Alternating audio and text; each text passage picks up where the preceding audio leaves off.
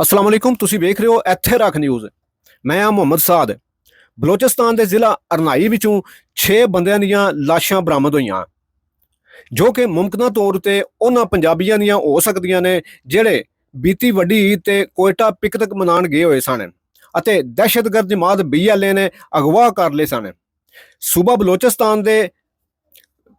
ਬਲੋਚਿਸਤਾਨ ਦੇ ਜ਼ਿਲ੍ਹਾ ਅਰਨਾਈ ਵਿੱਚ ਸ਼ਾਹਰਗ ਦੇ ਇਲਾਕੇ ਸ਼ਬਾਨ ਚੋਂ 6 ਬੰਦਿਆਂ ਦੀਆਂ ਲਾਸ਼ਾਂ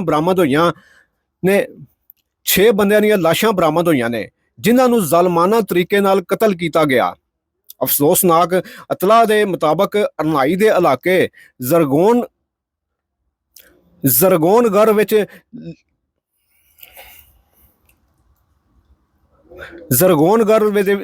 ਜ਼ਰਗੋਨਗਰ ਵਿੱਚ ਲੋਇਜ਼ ਵਾਰ ਦੇ ਮੁਕਾਮ ਉਤੇ 6 ਬੰਦਿਆਂ ਦੀਆਂ ਲਾਸ਼ਾਂ ਲੱਭੀਆਂ ਨੇ ਜਿਹੜੀਆਂ ਬਾਲੀ ਮਾੜੀ ਹਾਲਤ ਵਿੱਚ ਦੱਸੀਆਂ ਜਾ ਰਹੀਆਂ ਨੇ।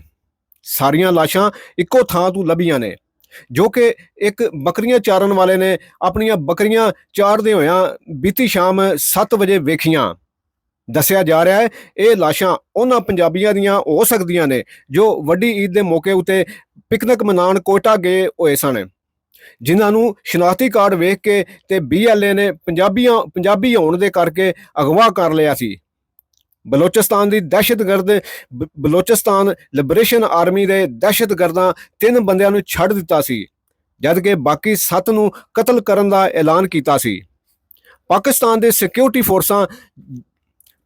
ਦੀਆਂ ਸਿਕਿਉਰਿਟੀ ਫੋਰਸਾਂ ਜਾਇ ਵਕੂਆ ਉਤੇ ਅਪੜ ਗਈਆਂ ਨੇ। ਸਿਕਿਉਰਿਟੀ ਫੋਰਸਾਂ